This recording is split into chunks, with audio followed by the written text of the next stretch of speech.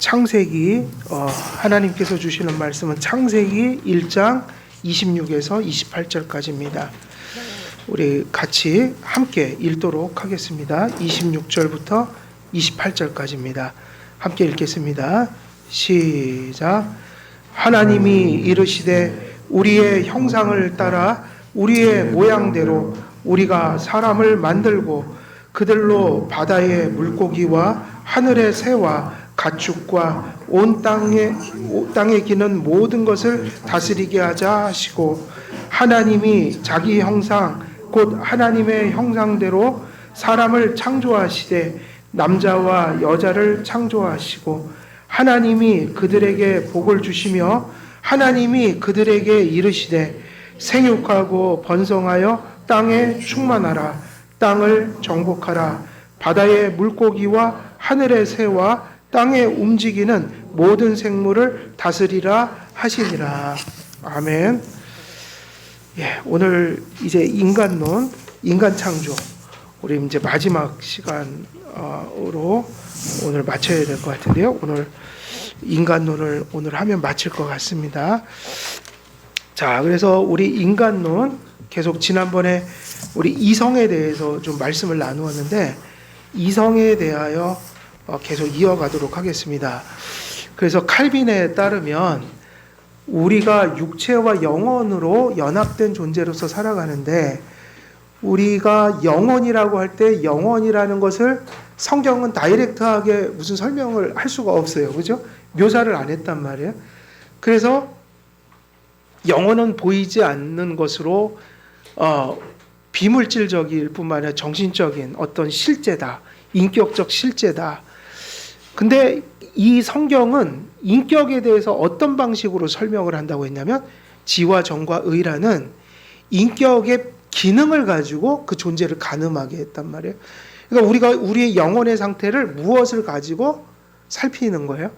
우리가 이성의 영역 속에서 어떻게 반응하고 사는가? 또 그러니까 지성이라는 영역과 의지라는 영역, 정서적 영역이 우리에게 어떻게 나타나는가? 이게 우리의 지금 상태를 가늠하게 해주는 거예요. 하나님이 이러한 영혼을 지으셨을 때, 그러면 이성이라는 것이 어떤 의미를 갖는가? 그러면 이성은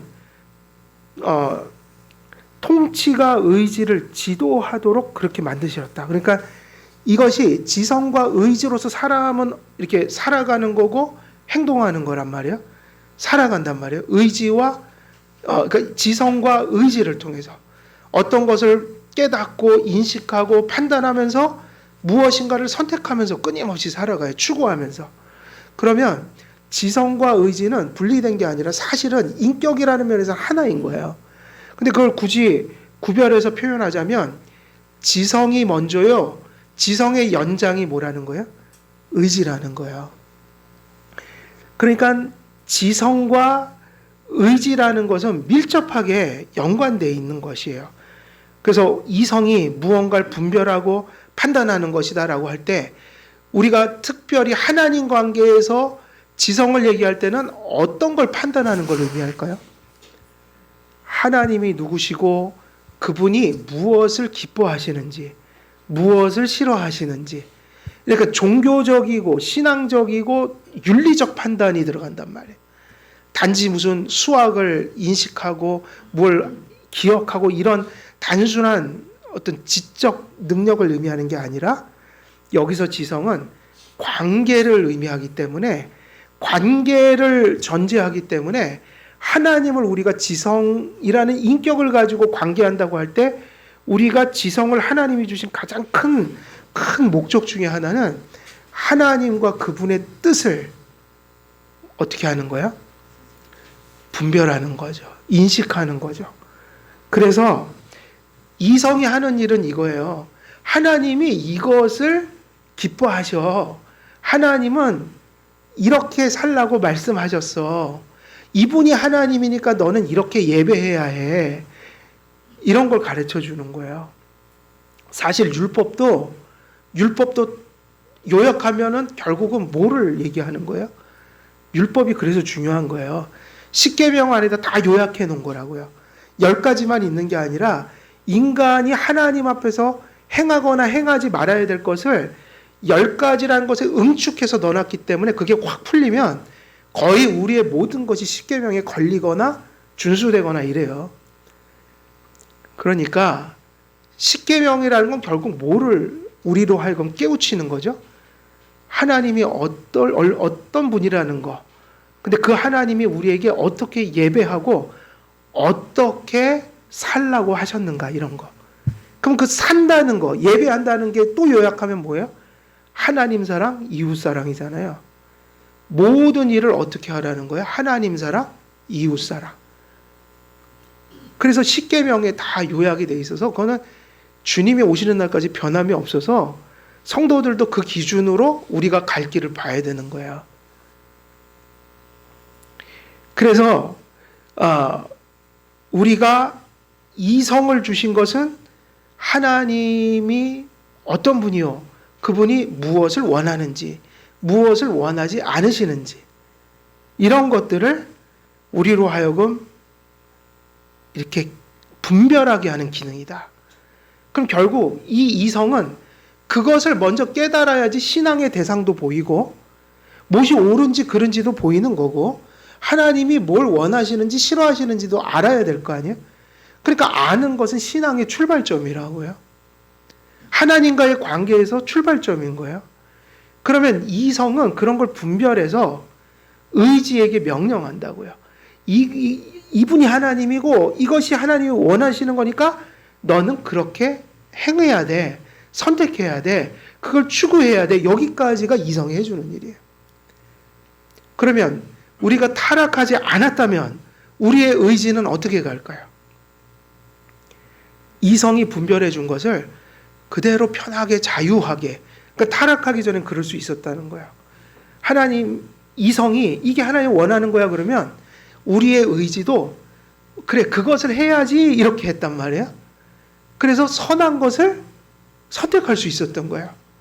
근데 인간이 타락하면 분별하는 것도 잘못되지만 분별을 해서 알려줘도 예를 들면 살인하는 사람들 속에 양심이 다 지금도 있어요 없어요? 그러니까 심지어는 불신자들 속에도 양심이 있어서 살인을 저지르려고 할 때 그 가슴에서 그게 반드시 있다고요. 살인하면 죄야. 그러면 안 돼. 양심이 소리친다고요. 근데 죄인은 어떤 사람들이에요? 아니라고 하는데 이성이 명령을 하는 거잖아요. 그건 아니잖아. 사람을 죽이면 안 되잖아. 근데 타락한 사람의 특징이 뭐예요? 그게 아니라고 하면 이성의 명령을 순복해야 되거든요. 근데 우리의 의지는 타락을 해서 하나님의 그 일반 계시, 특별 계시에 근거해서 옳은 걸 옳다고 양심이 얘기해 줄 때 이성이 분별한 거를 의지는 쫓아가지 못하는 거예요. 하나님이 옳다고 한 것을 옳은 줄 알면서도 실제로는 뭐를 선택하면서 살아요? 그릇된 것을 선택한다. 이게 타락이란 얘기예요. 그래서 오성의 통치가 의지를 지도하도록 만드셨어요. 근데 타락하면 누구의 말을 안 들어요? 하나님의 말씀을 깨달아서 전달하는 이성의 명령을 듣지 않아요. 지금도 우리도 그런 게 많잖아요. 우리가 무슨 나쁜 짓을 한다. 성경에 성내지 마시고 그런 거 다 알잖아요. 근데 알죠? 여기서는. 심지어는 그 말씀까지도 외우고 있죠. 성내지 말라. 하루가 가기 전에 뭐를 다 풀라고 그랬어요? 하루가 가기 전에 화가 나도 분을 다 풀어라.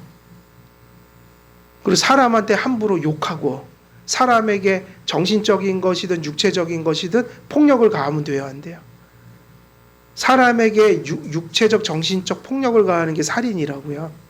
아까 제가 율법 중요하다고 그랬죠.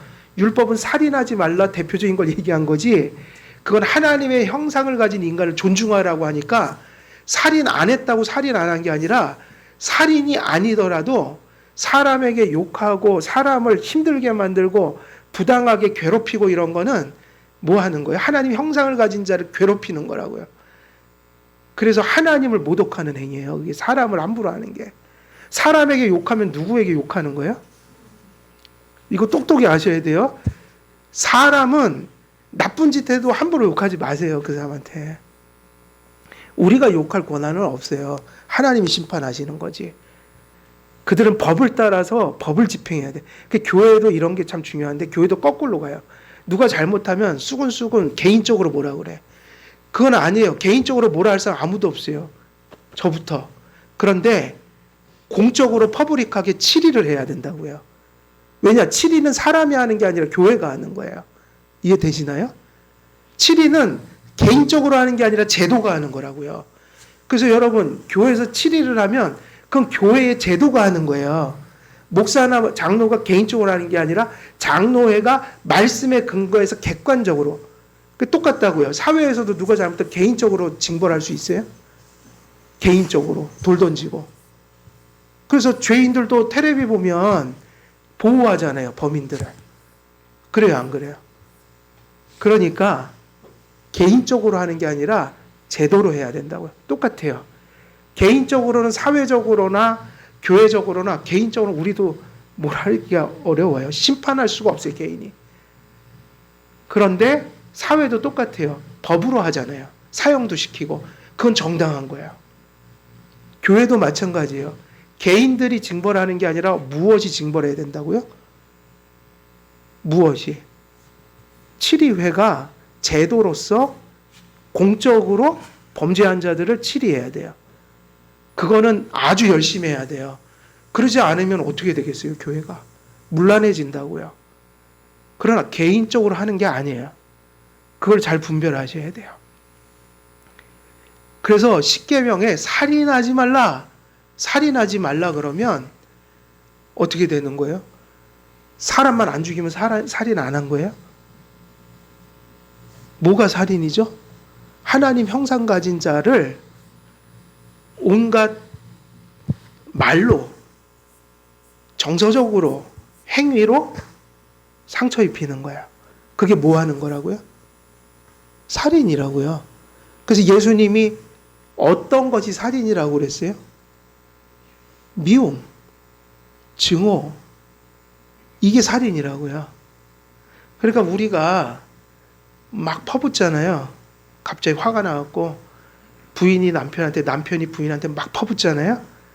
그때 그 순간에는 살인일 수 있어요.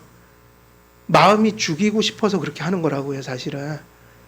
그럼 죽이고 싶어 한다는 게 노골적으로 죽여 이게 아니라 미워하는 게 죽이는 거라고요. 그래서 우리가 엄청나게 그걸 조심해야 되는 거예요. 쉽지가 않은 거라고요. 살인을 우리가 어마어마 많이 했어요. 그렇게 보면. 우리가 사람을 칼로 죽인 적은 없지만 사람을 얼마나 미워하고 삽니까, 솔직히. 미워하는 사람 있으셔요? 없으셔요? 없으신 천사들만 계셔갖고. 네. 근데 저는 많이 죽여봤어요, 마음으로. 마음으로 많이 죽였죠. 미워했죠. 그 사람이 잘못해서 그런 것도 있고, 내 도량이 나빠서 그런 것도 있고, 근데 마음으로는 그 사람이 잘 되길 바라겠어요? 안 되길 바라겠어요? 그럼요. 안 되길 바라죠. 그게 미움이라고요. 그래서 원죄를 부정할 수가 없는 거예요. 우리 안에 다 그게 있으니까. 없는 사람 없다니까요. 미워하는 마음에. 그 원죄는 너무 확실한 거예요. 그러니까 이성은 우리에게 그렇게 얘기한다고요. 미워하지 마. 하나님의 뜻이 아니야. 욕하지 마. 사람한테 욕하면 그 사람 죽이는 거야. 정신적으로 학대하지 마. 누군가를 몽둥이로 때리지 않고 칼로 찌르지 않아도 그 사람에게 정신적으로 칼날을 들이댈 때 그것도 역시 뭐다? 살인이다 이거예요. 살인자예요, 그러면.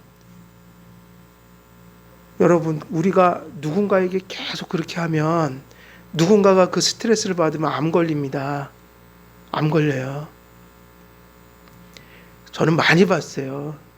특히 교회가 분쟁이들하고 막 힘들 때 있잖아요. 막 싸우고 이럴 때 대부분 그때 암이 걸려요. 제가 많이 봤어요.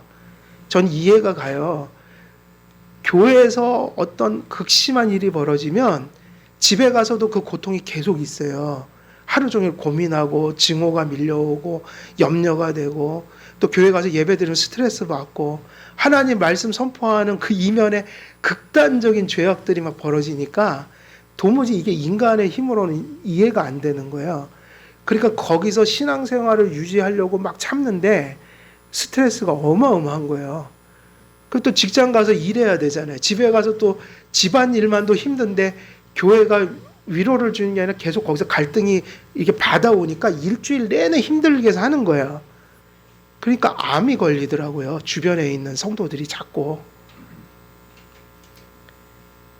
그게 뭐냐? 사람을 죽이는 거예요. 서로가.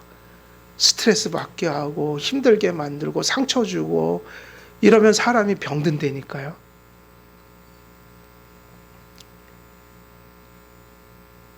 그래서 오성의 통치는 그거 하지 말라는 거예요. 그렇게 하지 마. 그렇게 하지 마. 근데 타락한 사람의 특징이 뭐예요? 아무리 이성이 그거를 심지어는 말씀까지 파갖고 다 이해를 해도 기가 막히게 파죠. 말씀을 알죠. 그럼 아는 거예요. 그럼 그렇게 이해하면 돼요. 말씀을 깨달았다는 건 책임이 지금 주어지고 있는 거예요. 그렇게 하지 마를 깨달은 거예요, 우리가. 그러면 누가 순종을 해야 돼요, 그게? 이성이 알려준 거를? 의지가 순복을 해야 될 거 아니에요. 아, 그래, 아니라고 하는구나. 아닌 게 맞구나. 그러면 나는 아니도록 행동을 해야지.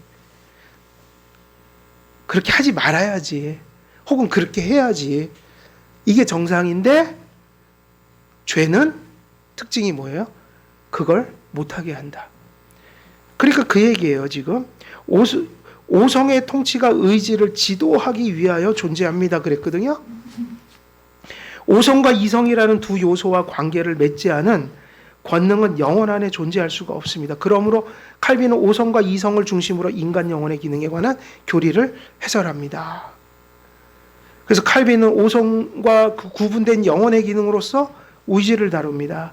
하나님께서는 영혼의 마음을 자리하게 하셔서 그래서 이성의 빛을 앞서 보내셔서 이게 중요해요. 왜 지도력을 그것을 통치하게 하셨냐? 의지를 지도하게 하셨냐? 이성이라는 것은 항상 앞서가는 거예요. 하나님의 뜻이 뭔지를 알아야지 지키든 말든 하거든요. 그러니까 하나님이 우리에게 은혜를 주실 때 이렇게 가는 거죠. 말씀을 듣게 하신다 이거예요. 항상 말씀을 통해서. 그럼 말씀을 통해 깨달습니다. 그게 바로 지금 이성의 은혜가 임하고 있는 거야. 믿음이 시작되는 거야. 하나님이라는 아까 이윤미 우리 성도님이 믿음의 대상이신 그리스도를 바라보게 돼. 믿음의 대상이 보이기 시작하는 거야. 그래야지 신앙이 시작돼요. 그래서 앞서 보내요. 이성의 빛. 그래서 여기서 이성의 빛이라는 것은 우리가 타락한 우리 입장에서는 말씀과 성령이 역사하는 이성이 빛을 발하기 시작한다. 그래서 앞서 보내셔서 선과 악, 정의와 불의를 마땅히 추구할 것과 피해야 할 것을 분별하도록 하셨습니다. 그래서 여러분 우리가 신앙생활 바르게 하려면 여기부터 돼야 돼요. 이성이 앞선다고 그랬죠. 옳은 것은 옳다고 인정하고 사세요. 그른 것은 그르다고 인정하고 사세요. 여기서부터 안 돼서 신앙생활은 안 되는 거예요. 왜냐하면 그른 것을 옳다고 하거든요. 우리는. 옳은 것을 그르다고 하거든요. 그게 복음이든 율법이든 하나님의 말씀은 하나님이 말씀하신 대로 옳은 거라고 인정해야 돼요. 우리가 못 쫓아갈 때조차도 그건 우리가 밀어내서 못합니다. 이래야지 맞지? 우리가 못하니까 말씀을 내 수준에 맞춰갖고 하면 돼요? 안 돼요? 우리가 다른 사람한테 말씀을 진리를 전할 때 내 수준에 맞춰서 전하면 돼요? 안 돼요? 안 된다고요. 그래서 복음과 율법을 있는 그대로 전해야 돼요. 이해되시죠? 그러나 우리가 그걸 완전히 지킨다는 얘기가 아니라고요. 못 지키죠. 못 지키니까 사람은 유혹을 받아요. 자기 수준으로 하고 싶은 거예요. 그러면 하나님 앞에 고침을 받을 수가 없어요. 회개도 할 수 없고 모든 것이 합리화돼요. 복음의 은혜도 받을 수가 없어요. 그래서 우리 자녀들에게도 아닌 건 아니라고 해줘야 돼요. 그냥 정말 온유하게 아빠도 못 지켜 그거 사실은. 그런데 아닌 건 아닌 거야. 아빠도 그래서 회개해. 그건 아닌 거야. 나도 못 지키지만 미안해. 내가 지키면서 이런 말 하면 좋은데 나도 다 못 지켜. 하지만 아닌 건 아닌 거야. 그래서 나도 회개하고 살아. 그러니까 너도 아닌 거야. 이래줘야 된다고요. 아닌 걸 기라고 해주면 큰일 나요. 잘못된 것이 옳은 거라고 생각하고 살아가요. 그것이 아이들을 억압하라는 얘기가 아니에요. 우리의 기준으로 억압하는 게 억압이에요. 하나님 말씀을 우리가 이만큼 주신 걸 이만큼 할 필요, 그거는 우리 자격이 없어요. 있는 대로 전해야 되는 거예요. 그래야지 하나님이 역사하십니다. 그래서 우리의 이성의 빛을 통하여 먼저 앞서 보내어 선과 악과 정의와 불의를 깨닫게 하실 때 의지는 왜 주신 것인가? 그 하나님께서 깨우치신 것을 이제는 선택하는 기능으로, 그것을 붙드는 기능으로, 그것을 행하는 기능으로서 의지를 주셨습니다. 철학자들은 오성에 지시하는 역할을 뭐라고 불렀어요? 그래서 지도력이라고 부른 거예요. 이성은 지도력이고 의지는 그 지도력에 순복할 때, 그 이성이 바른 것을 지도할 때 의지는 순복해야 되는 거예요. 그러니까 지금 우리가 신앙생활 똑같잖아요. 주일에 왜 설교하죠? 여러분의 지성 속에 은혜를 던지는 거예요. 그래서 그것을 심령으로, 마음으로 깨달을 때 이제 그 다음에 뭐가 이제 놓여 있는 거예요? 그 지성의 명령에, 그 지성으로 깨달은 말씀을 이제 돌아가서 순종할 것인가 거부할 것인가, 이게 남아있는 거야. 그러니까 이게 안 되면, 이게 중요하죠. 그걸 안 된다고 인정하는 게 되게 중요하다. 왜? 안 되니까 뭐를 해야 된다는 사인인 거예요. 회개. 그리고 회개 이전에 더 중요한 게 있어요. 은혜를 못 받으면 회개가 돼요, 안 돼요? 은혜를 받아야 회개되잖아요. 이미 회개는요, 은혜가 임했다는 증거예요. 회개가 이미 지성과 의지가 하나님께 굴복하고 있다는 거거든요. 회개할 의지가 없는데 어떻게 회개를 해요? 그러니까 은혜를 구해야 되고, 그리고 회개해야 돼요. 하나님께서는 이러한 오성의 기능에 선택하는 기능인 의지를 결합시키셨어요. 우리 인격이 그런 모습으로 그려지는 거예요. 뭔가를 분별하고 깨닫는 것에 뭐를 결합시켜줬어요? 깨닫고만 하는 게 믿음이 아니니까 그것을 선택하고 받아들여야 한다. 용인해야 한다. 그걸 뭐라고 그러냐면 말룬타스라고 하는 윌, 의지라고 하는 게 인격의 한 부분이 되었다. 선택은 욕구들을 지도하며 모든 기관들의 충돌들을 절제시키고, 그리하여 의지가 이성의 다스림에 전적으로 부합하도록 역할합니다. 그 선택, 이 의지가 하는 일이 뭐냐면 진리의 대상을 발견했어요. 깨우쳤어요. 알게 됐어요. 그러면 이제 무슨 일을 하는 걸까요? 인간에게 죄성도 있고 또 타락하기 전에도 어떤 욕구가 있을 거 아니야.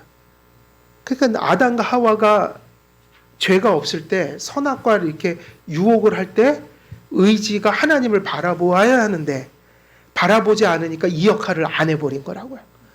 그럼 의지의 역할이 뭐죠? 인간의 본능, 욕구, 행동을 말씀에 비추어서 조절하는 기능이라고요. 의지가 그걸 하는 거예요. 예를 들면 오늘 내가 눈을 떴어요. 보통 육신은 교회 가는 거를 즐거워해요? 좀 힘들어해요? 오늘 되게 피곤하다 이거예요. 그 당연한 거. 피곤하면 일어나기 힘들다고요. 그때 이성이 그렇게 얘기죠. 야, 교회 가야지. 교회 가는 게 하나님 뜻이거든. 그럼 의지가 건강하면 그 자고 싶은 욕구를, 야, 일어나야지. 뭐 이제 일어나야지. 교회 갈 시간이야. 그게 되는 거예요. 의지가 우리의 욕구들을 지도하며 우리 전인을 그 이성이 제시한 기준을 따라가도록 의지가 우리 몸 전체를 이제 이렇게 지도해 가는 거예요. 모든 기관들의 충돌을 절제시키고, 더 자고 싶다는 생각을 의지의 은혜가 떨어지면 어떻게 돼요? 그걸 절제시킨다고요. 그리하여 의지가 이성의 다스림에 전적으로 부합되도록 역할하게 된다. 그러니까 의지가 무엇에 부합해야 되는 거예요? 이성이 깨닫고 지도한 진리에 대해서 무엇이 일치해 주는 거예요? 의지가. 그것을 순복해 주는 거다. 이게 의지라는 거예요. 그래서 인간이 자유의지를 가졌다 라는 말의 의미는 성경적 의미로 정리할 필요가 있어요. 되게 중요한 거예요.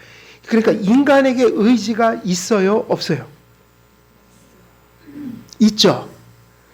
그러니까 이게 이제 보니까 내 신학교 가서 강의를 옛날에 하니까 다 엉뚱한 얘기를 하는 거예요, 신학생들이.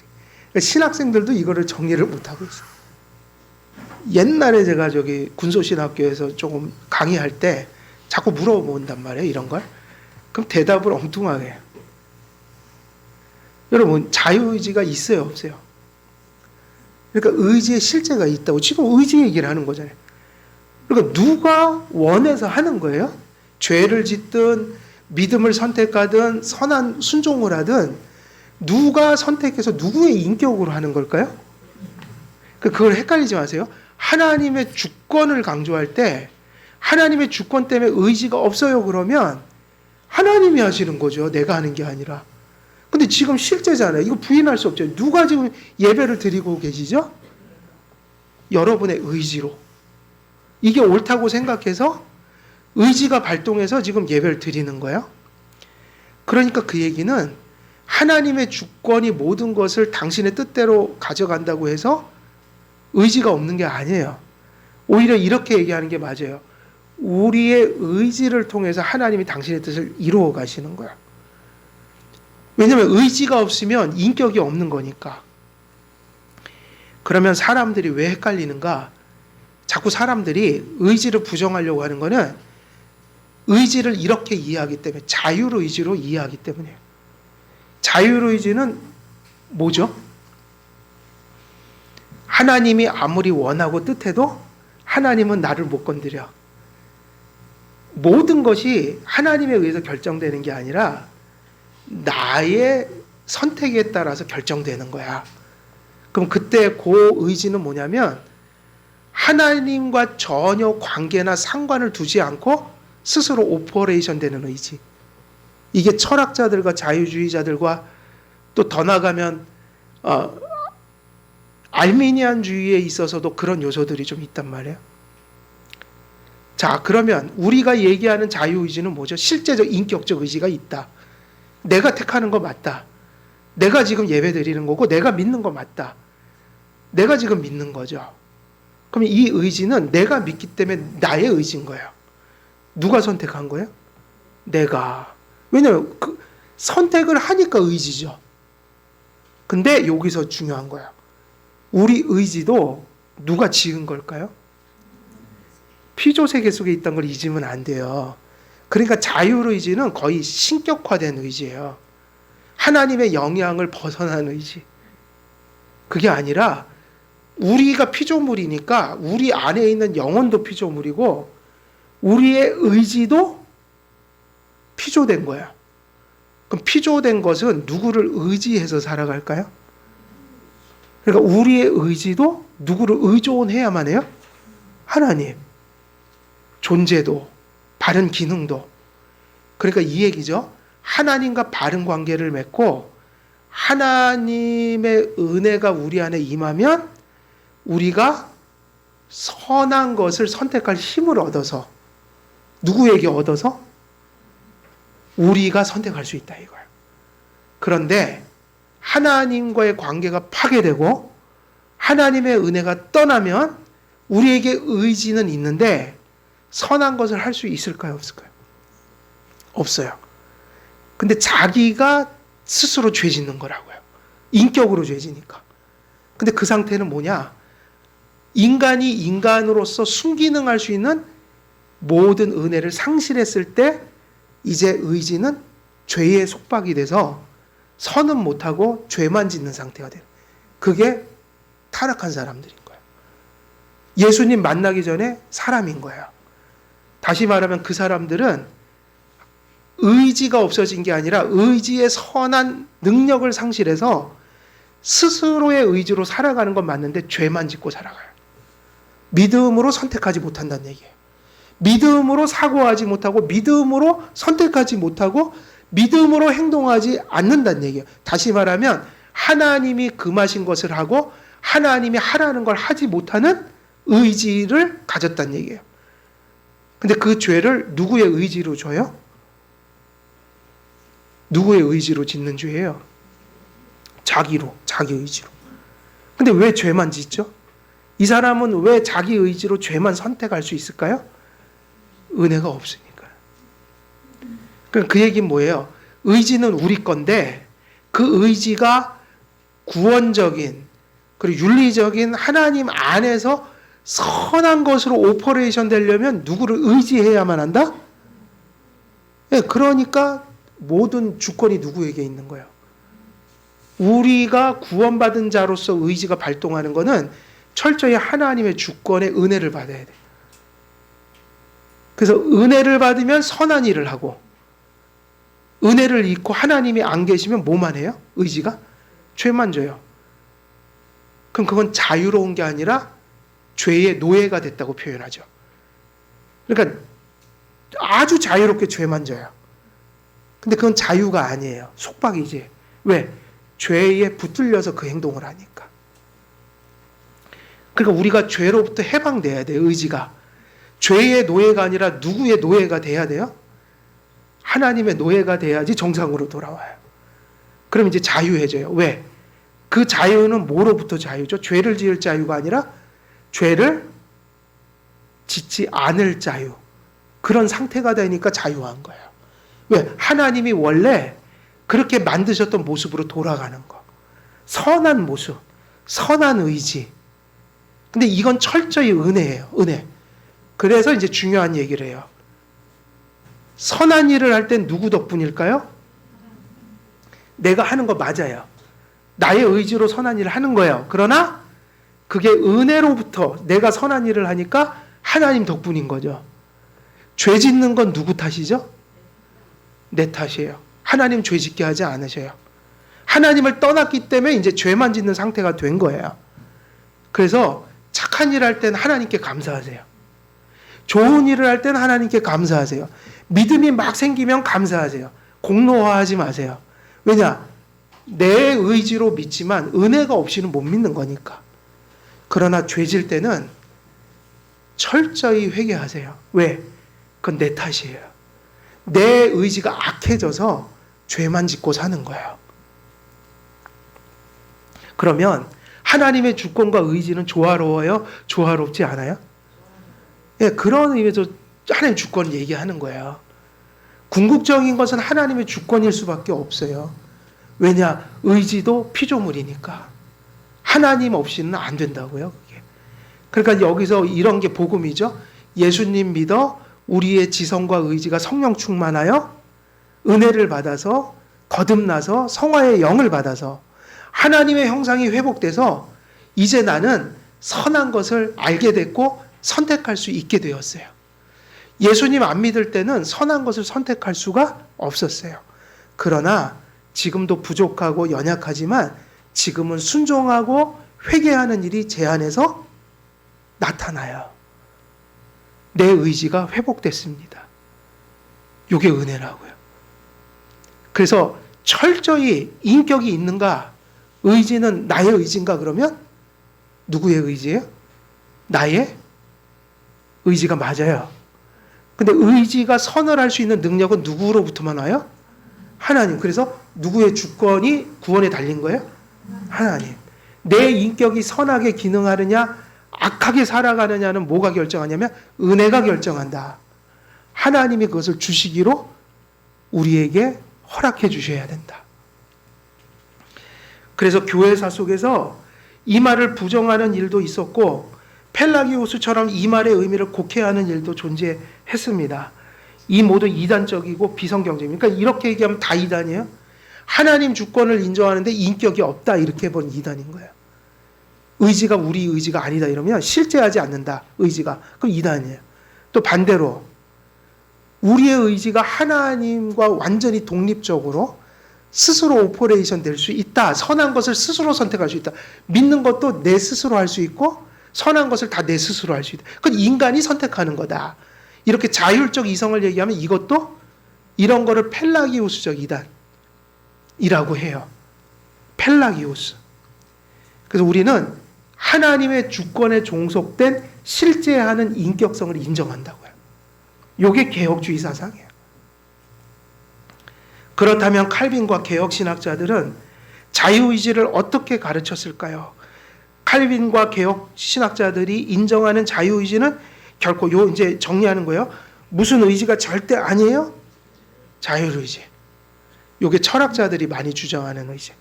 그리고 오늘날 교육이 이걸 가르쳐요. 자율의지, 자율이성. 스스로 다 잘 될 수 있다. 제 지난번에 말씀드렸죠. 루소. 사람이 태어날 때 백지장으로 태어나서 내버려두면 다 잘한다. 아니죠. 사람은 원죄를 가지고 태어난단 말이에요. 근데 일반 세속 교육은 자율성이라는 철학을 가지고 시작해요. 옛날에 그 계몽주의 철학자들이 이 보편 가치를 놔버려서 기독교 사상이 거의 파괴가 다 됐어요. 자율의지, 자율이성이 아니에요. 이러한 의지는 펠라기우스 같은 자들이 생각한 의지예요. 오늘날 인본주의적인 인간론을 추종하는 사람들이 생각하는 인간의 의지입니다. 성경은 이러한 의지를 전한 적이 없어요. 그래서 우리는 잘못하면 얼른 회개하고 또 빨리 무엇을 구해요? 이 두 가지를 다 해야 돼요. 내가 인격을 가졌기 때문에 회개해야 된다. 죄의 책임이 있다. 근데 스스로 그 죄에서 벗어날 수 있어요, 없어요? 없죠? 그러니까 뭐를 구해요? 은혜. 그래서 잘못하면 이렇게 기도해야 돼요. 하나님 잘못했습니다. 제가 죽일 놈입니다. 근데 하나님 불쌍히 여겨주셔서 은혜 주셔서. 근데 은혜 주셔야 이거를 안 하지 않겠습니까? 저에게 은혜 주시지 않으면 또 제가 이 나쁜 짓을 또 합니다. 하나님 저 용서해 주세요. 그래서 회개하고 은혜를 구하는 거. 이게 중요한 거예요. 그래서 성경은 이러한 의지를 그런 인본주의적이고 자율의지적인 것을 전한 적이 없습니다. 인간은 끊임없이 순간순간 선택하며 살고 이러한 선택은 실제로 그 선택을 한 사람의 인격에서 나오는 실제 선택이라고 부릅니다. 불신도 믿음도 선행도 악행도 언제나 그것은 실제로 그 선택을 한 그 사람의 선택이며 그 사람의 의지에서 나온 겁니다. 믿는 것도 실제로 나의 인격으로 내가 믿는 것이며 불신하는 것도 실제로 나의 인격으로 내가 불신하는 겁니다.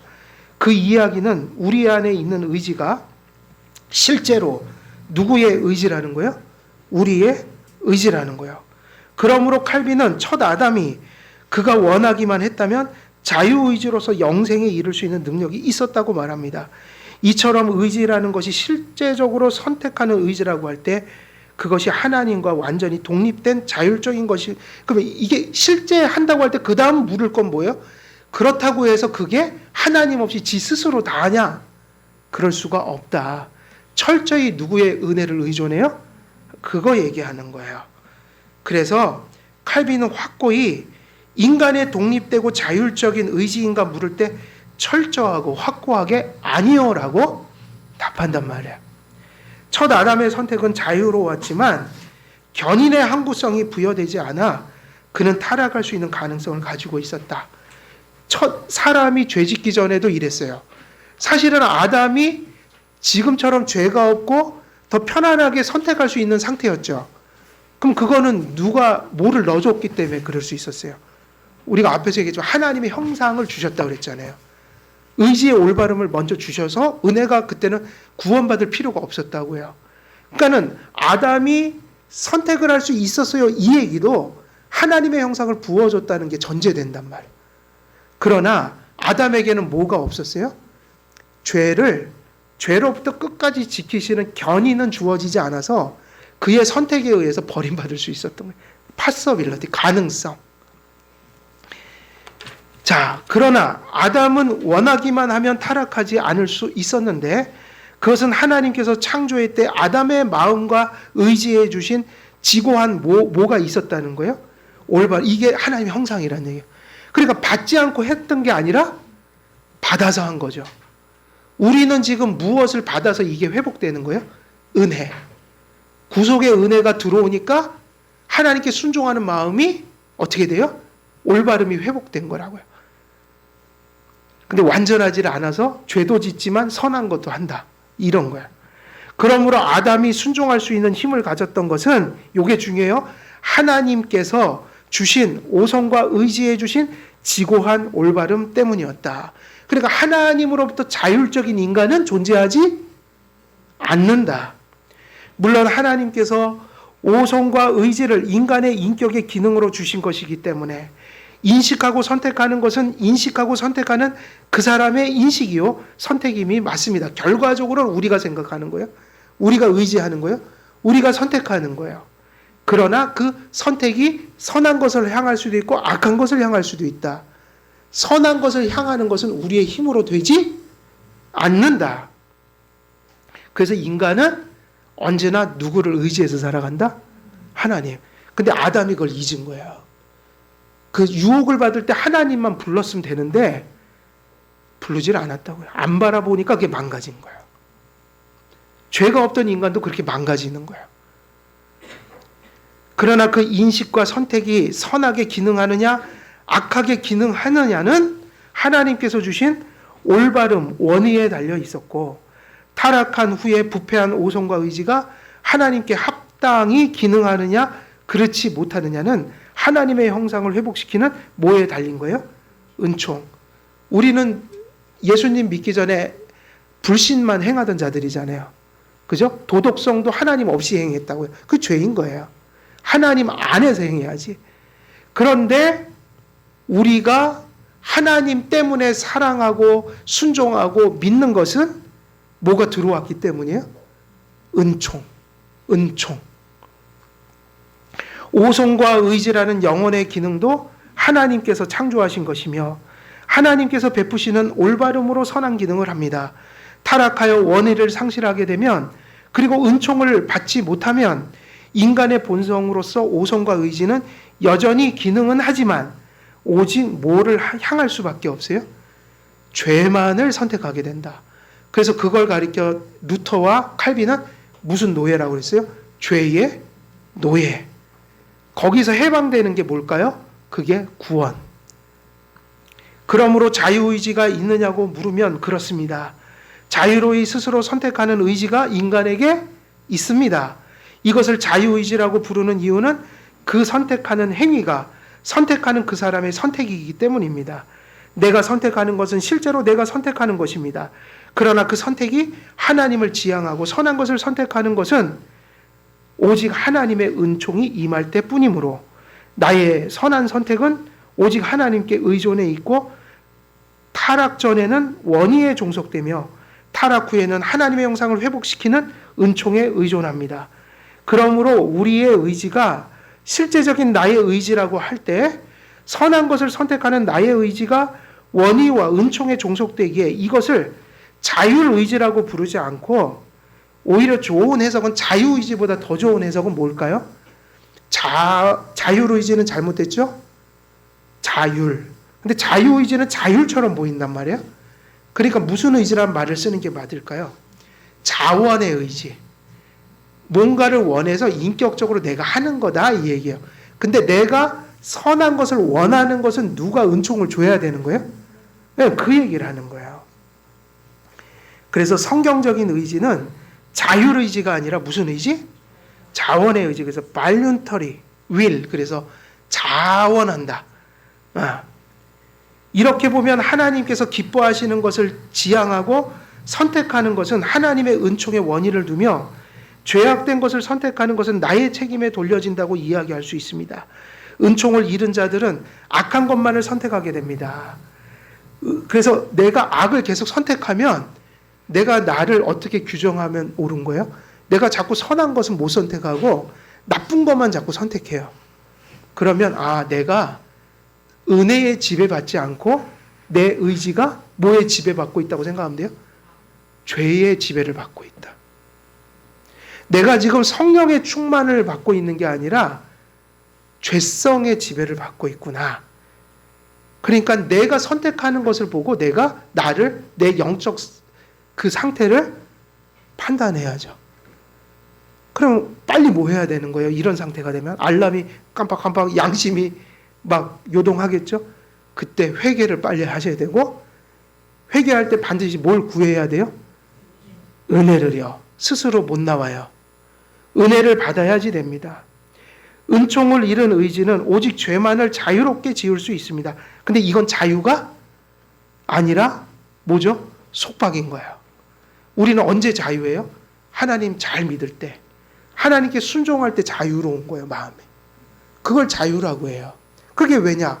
그게 하나님이 지으신 가장 선한 모습의 본연의 모습이니까 인간은 선을 행할 때 자유로운 거지 악을 행하는 것이 자유로운 게 아니에요. 그러나 이것은 자유가 아니라 죄의 노예, 죄에 속박된 상태를 증거합니다. 타락 이후 의지는 존재하지만 선을 선택할 수 있게 하는 자유로운 선택의 능력은 파괴되었습니다. 그러니까 타락된 상태는 뭐예요? 의지는 있는데 무슨 능력이 사라진 거예요? 선한 것을 선택할 능력이 내게 없는 상태. 그래서 신앙과 순종은 항상 무엇에 돌려지는 거예요? 하나님의 은총에. 그래서 은혜를 받으면 노력을 할까요? 안 할까요? 우리의 의지가 노력을 하죠. 노력하는 곳에서 뭐를 발견하냐면 은혜가 임하고 있구나. 그래서 개혁주의가 좀 잘못 이해하면요, 노력은 인간 것이고 은혜는 하나님 것이다. 그 노력만 나오면 괜히 막 히스테리해져요. 그건 아주 잘못된 신앙이에요. 아니죠. 은혜는 노력하라고 주시는 거죠. 그리고 노력하는 모습 속에 성령의 충만한 역사가 가장 잘 보이는 거예요. 은혜를 받았으니까 노력할 수 있는 거예요. 이해되세요?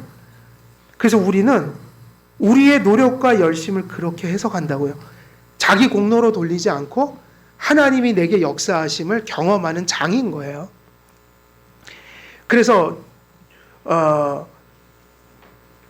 그러므로 개혁신학은 신앙과 경건한 순종을 오직 하나님의 은총에 돌리며 인간의 죄악을 누구의 책임으로 돌립니까? 하나님 없는 망가진 나의 책임으로 돌리는 거야. 선은 은총을 받아 내가 선택할 수 있지만 죄와 악은 은총을 잃은 내가 할 수 있는 유일한 선택이에요. 여러분은 어떤 사람이 되셔야 할까요? 그죠? 은총을 받아서 선한 것을 할 수 있는 상태. 왜냐? 죄와 악은 은총을 잃은 내가 할 수 있는 유일한 선택이에요. 이건 비참한 거라고요. 결론이에요.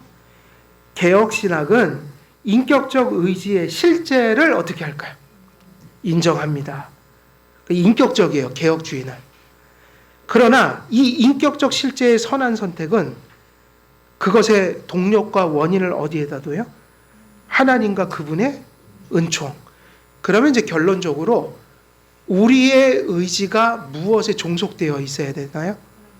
하나님께.